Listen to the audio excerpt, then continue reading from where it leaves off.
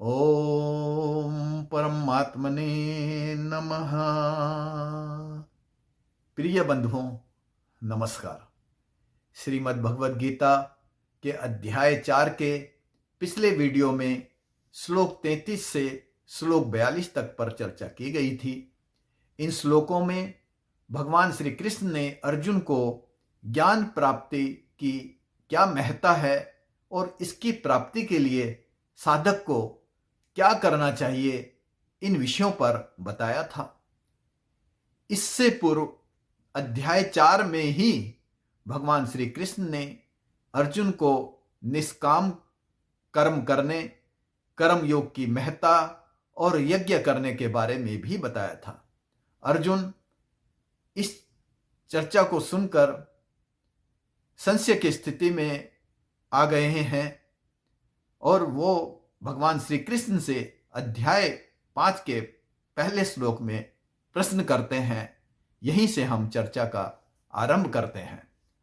अर्जुन कह रहे हैं, संन्यासम कर्मणाम कृष्ण पुनर्योगम च संससे यत् श्रेय एत्योर एकम तन्मय ब्रूहि स निश्चितम। इसका हिंदी अनुवाद इस प्रकार है, कहकर कर्म संन्यास के लिए प्रशंसा करते हो फिर कर्म योग की कृष्णा, इन दोनों में जो एक कल्याणकारी हो निश्चित रूप से कहो वही मुझको। अर्जुन भगवान से कह रहे हैं कि हे कृष्णा, पहले कर्मों का त्याग करने के लिए कहते हो और फिर कर्म योग की बात भी करते हो। इन दोनों में जो एक निश्चित रूप से मेरे लिए कल्याणकारी हो वही मुझसे कहें। यह कहते समय अर्जुन संशय की अवस्था में है। वह समझ नहीं पा रहा है कि भगवान उसे सांख्य योग, जिसमें ज्ञान मार्ग का स्थान और भूमिका कर्म मार्ग की अपेक्षा प्रमुख है, के बारे में बताते हैं और फिर कर्म योग के बारे में भी बताते हैं, जिसमें कर्म की भूमिका प्रमुख है। वह समझ ही नहीं पा रहा है कि कौन सा मार्ग उसके कल्याण के लिए उचित और श्रेष्ठ है। इसलिए वह भगवान से विनती करता है कि इन दोनों मार्गों में से जो एक निश्चित रूप से उसका कल्याण कर सके वही मार्ग उसे बताएं। श्लोक 2 में भगवान श्री कृष्ण कहते हैं, संन्यासः कर्मयोगश्च निःश्रेयस्करावुभो त्योऽस्तु कर्म संन्यासात् कर्मयोगो विशेष्यते। इसका हिंदी अनुवाद है, संन्यास और कर्म योग दोनों ही कल्याण करने वाले हैं, परंतु इन दोनों में कर्म संन्यास से कर्म योग विशेष है, श्रेष्ठ है। भगवान कहते हैं कि सांख्य योग और कर्म योग दोनों ही मनुष्य का कल्याण करने वाले हैं, परंतु इन दोनों मार्गों में कर्म का त्याग करने वाले मार्ग सांख्य योग, जिसमें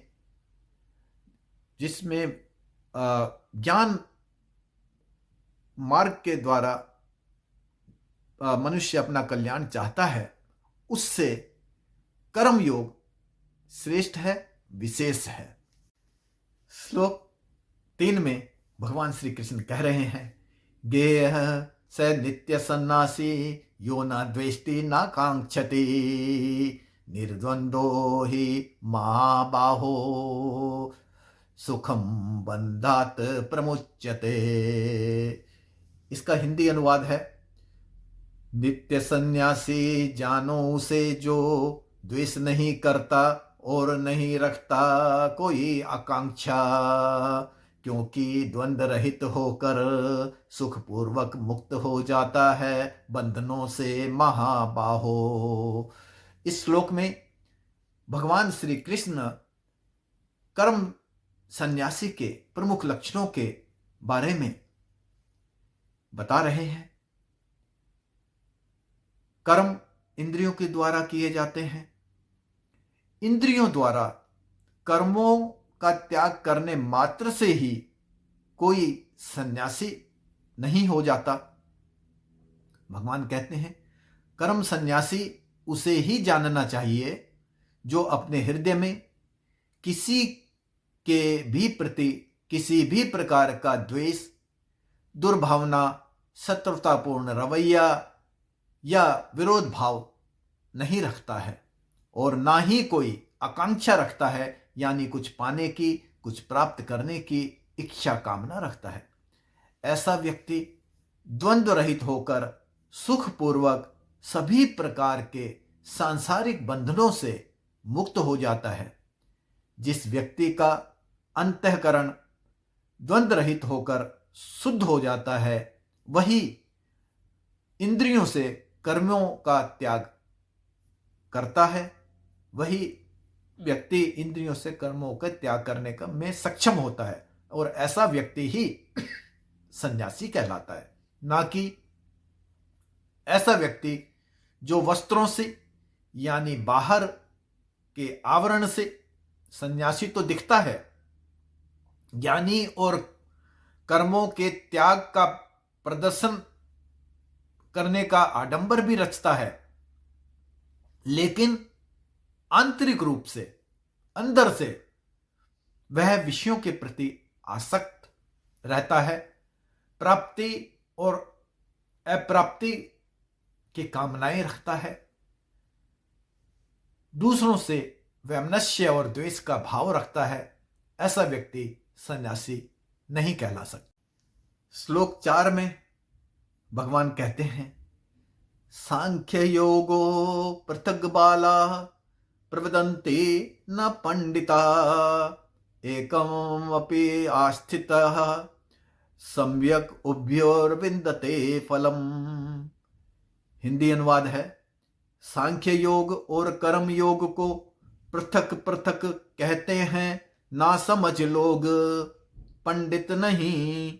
दोनों में से किसी एक में भी अच्छी तरह स्थित होने से लक्ष्य प्राप्त हो जाता है। भगवान यहां स्पष्ट कर रहे हैं कि जो लोग सांख्य योग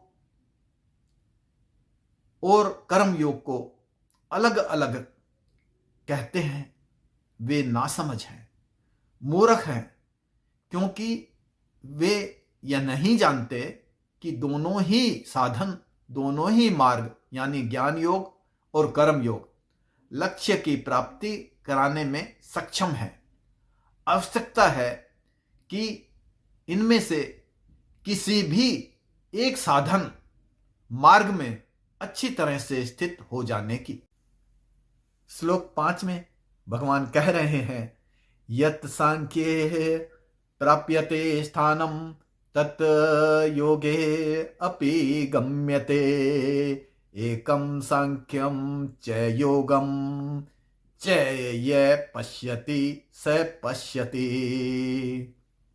भगवान कह रहे हैं कि जो स्थान सांख्य योगी प्राप्त करता है वही स्थान कर्म योगी भी प्राप्त करता है, और जो इन दोनों ही यानी सांख्य योग और कर्म योग दोनों को एक ही रूप से देखने वाला है, एक ही मानने वाला है, एक ही लक्ष्य पर पहुंचाने वाला है, वही सत्य को देखता है। श्लोक 6 में भगवान कह रहे हैं संन्यासस्तु महापाहो दुखम आप्तुम अयोग्यता योग युक्तो मुनिर ब्रह्म नाचिरेणा अधिगच्छति। इसका हिंदी अनुवाद है लेकिन बिना कर्म योग के सांख्य योग दुख देता है महाबाहो। कर्म योग से युक्त मुनि जल्दी ही प्राप्त कर लेता है ब्रह्म को। सांख्य योग और कर्म योग दोनों के द्वारा ही एक ही लक्ष्य को प्राप्त कराने वाले साधन बताते हुए भी भगवान श्री कृष्ण द्वारा कर्म योग को श्रेष्ठ ठहराने का कारण इस श्लोक में बताया गया है।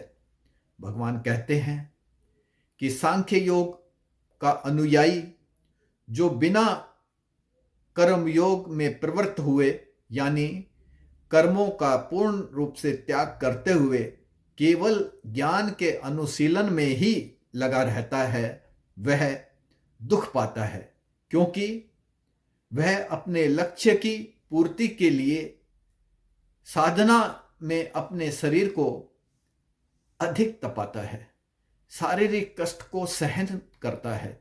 जबकि जो कर्म योग से युक्त मुनि होता है, अर्थात जो बिना किसी फल की कामना रखते हुए अपने कर्म परमात्मा की प्राप्ति हेतु परमात्मा के लिए समर्पण भाव से करता रहता है, वह ही जल्द ही ब्रह्म को प्राप्त कर लेता है।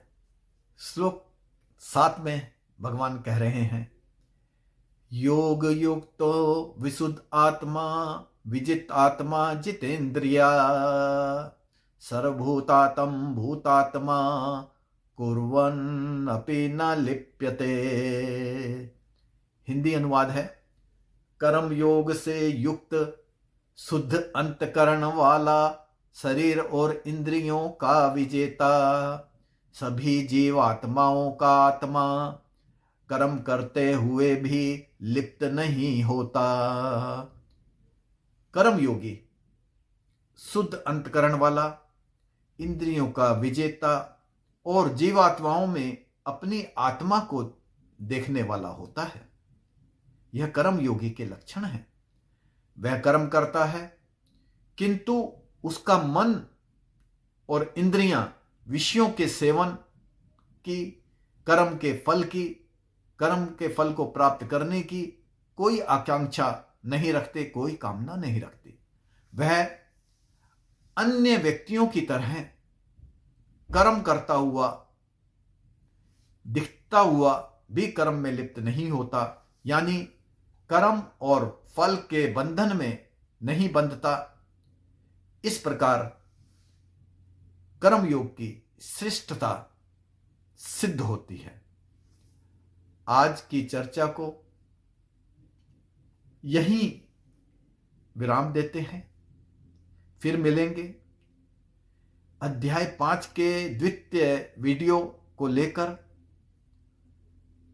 मेरा उन बंधुओं से विशेष रूप से निवेदन है कि जिनका भगवद गीता के अध्ययन में, श्रवण में रुचि है और जिन्होंने अभी तक इस चैनल को सब्सक्राइब नहीं किया है, कृपया वीडियो के अंत में दर्शाए जा रहे चैनल के लोगो चिन्ह, जो सालासर बालाजी के मुखार बिंद के रूप में है, को, या फिर वीडियो के नीचे दिखाए जा रहे सब्सक्राइब बटन और घंटे के निशान को टच करके चैनल को सब्सक्राइब कर दें। आपका बहुत बहुत धन्यवाद। नमस्कार, फिर मिलेंगे।